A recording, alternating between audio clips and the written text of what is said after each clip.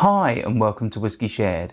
You're watching my review of Knappogue Castle 14-year-old Twinwood.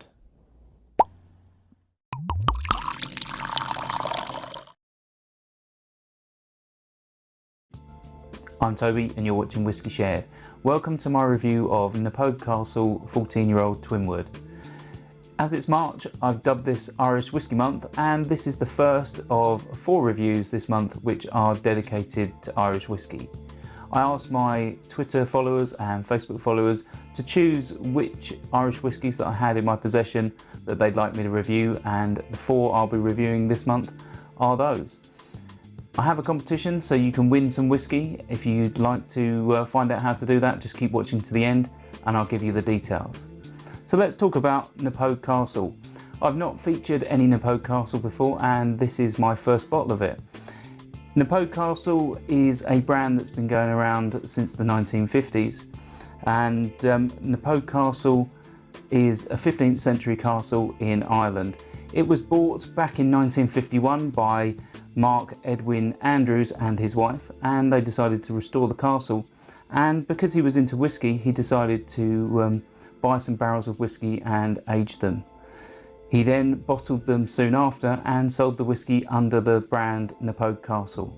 In recent years, his son, Mark Andrews III, has brought back the brand and has been independent bottling Irish whisky ever since. Should we find out what it tastes like?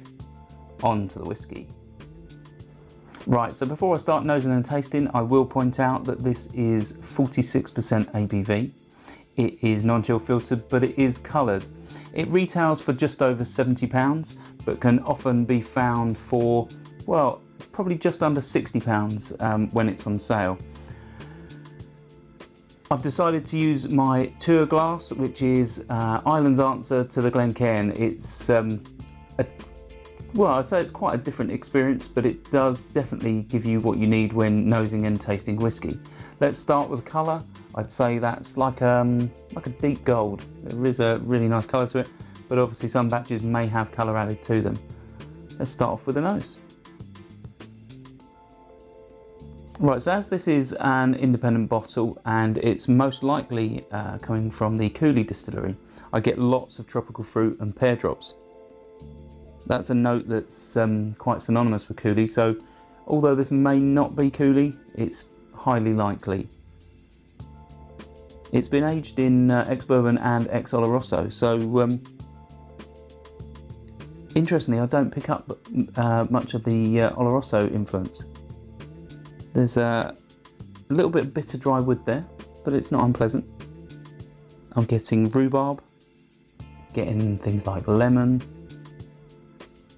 There's a creaminess like a vanilla custard, and there's even a hint of tobacco. Let's try it on the palate.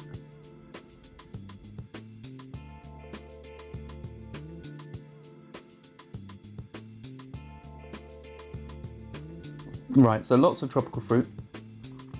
It really is fruity. I'd say if the man from Del Monte made whiskey, he'd make this. It really is lots and lots of tropical fruit. That then turns into a hint of dry wood, and then there's a little bit of peppery spice, a little bit of heat. Let's have another sip.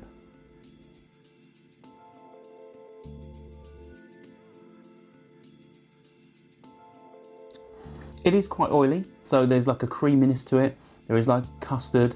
There's like a maltiness, like malted barley, obviously been a single malt whiskey. That's an expected character, but that creaminess and that tropical fruit, hints of pear drops in the background, really is a nice combination.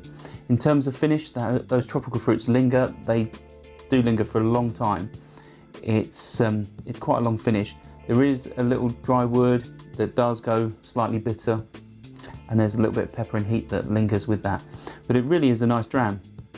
I think the creaminess probably is the effect of the oloroso, but that tropical fruit and those pear drops are sublime.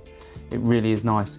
In terms of value for money, I think at £70+ it's probably probably hedging its bets at you know, people who already know the brand. I think if you were unknown to the brand, it might put you off slightly, but you know, at around the £60, even as low as about 55 it can go sometimes, I think it's definitely worth a shot.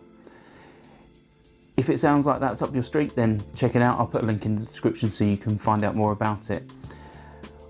Well, let me tell you about my competition though before you leave. To be in a chance to win a sample of this and every other whisky I'm featuring during Irish Whisky Month, plus a bonus dram, then just leave a comment. Just tell me anything you like about the brand, the liquid, what other Irish whiskies you'd like to try, or anything you'd like to know about the brand, and I'll try and see if I can find the answer for you. But leave a comment. You must be over 18 and you must live in Europe. And good luck. Stauncher. I hope you enjoyed this video.